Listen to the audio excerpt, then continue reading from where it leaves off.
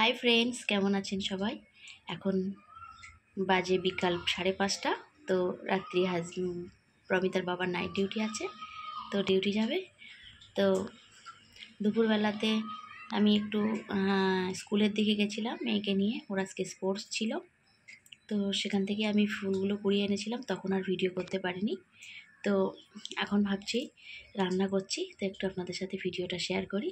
তো আমি এখানে কিছু সজনের ফুল নিয়ে নিয়েছি, আর এটা তো স্বাস্থ্যের পক্ষে খুবই ভালো, খুবই হেলদি একটা খাবার।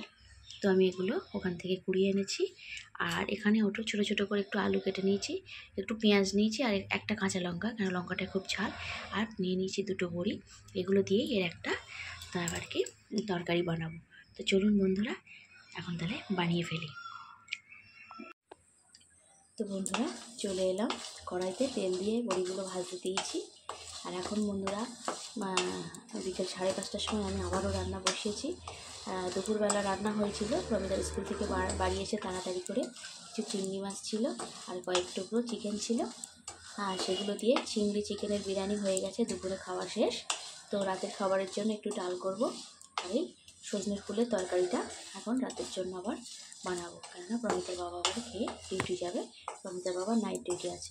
তাহলে চলুন বন্ধুরা, তাহলে আমি বানিয়ে নিই। আর এখানে দেখুন আমার বড়িগুলোকে ভাজা হয়ে গেছে লাল লাল। এগুলো কিন্তু 8 বছরের পুরানো বড়ি, একটু ভাঙা ভাঙাও রয়েছে। আর এবছরের আবার নতুন বড়ি প্রমিতার বাবা বাড়ি গেছিলো, আবার নিয়ে এসছে। তো পুরনো বড়িগুলোই ভাবছি একটু ব্যবহার করে ফেলি, খেয়ে নিই, কিন্তু নষ্ট হয়ে যাবে। এবারে আমি বড়িগুলোকে নামিয়ে নেব। তো বন্ধুরা দেখুন, বড়িগুলোকে উঠিয়ে নিয়েছি, আর কড়াইতে আবার একটু তেল দিয়ে দিয়েছি কয়েকটা পাঁচফোড়ন। এতে কোনো রকম আমি মশলা দেবো না, শুধুমাত্র একটু পেঁয়াজ লঙ্কা নুন হলুদ দিয়েই রান্না করবো, খুব সহজ পদ্ধতিতে।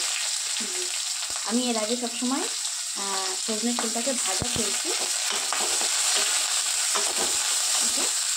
শ্বশুর বাড়িতে এসে দেখছি শাশুড়ি আমার এরকম আলু দিয়ে বড়ি দিয়ে এইভাবে তরকারি করে রান্না করতে দেখেছি।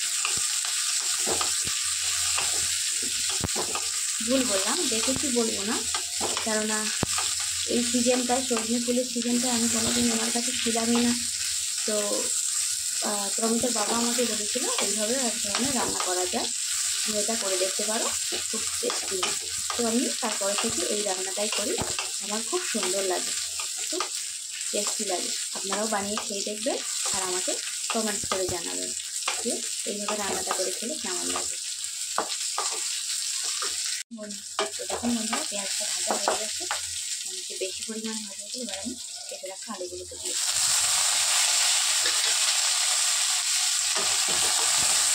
আলুগুলোকে আমি কিছুক্ষণের মধ্যে ভেজে নেব।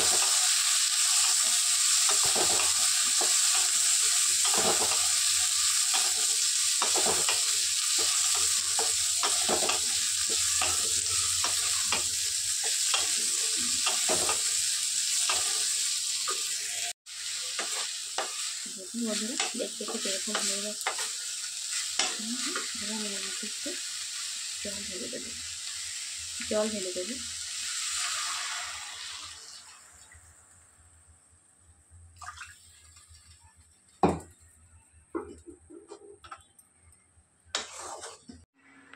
দেখুন বন্ধুরা, চলে এলাম কিছুক্ষণ পরে, চাপা দেওয়া ছিল। আর খুব সুন্দর একটা সুগন্ধ বেরিয়েছে। আলুটা একটু দেখে নিই, হ্যাঁ গলে গেছে।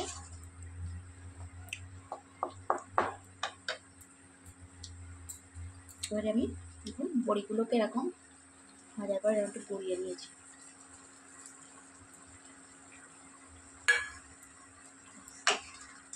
একদম সিম্পল একটা রেসিপি, খুব সুন্দর, এবং কোনো মশলা টশলা আমি বিশেষ কিছু দিইনি, একটু পেঁয়াজ কাঁচা লঙ্কা আর লবণ হলুদ দিয়েই বানিয়েছি।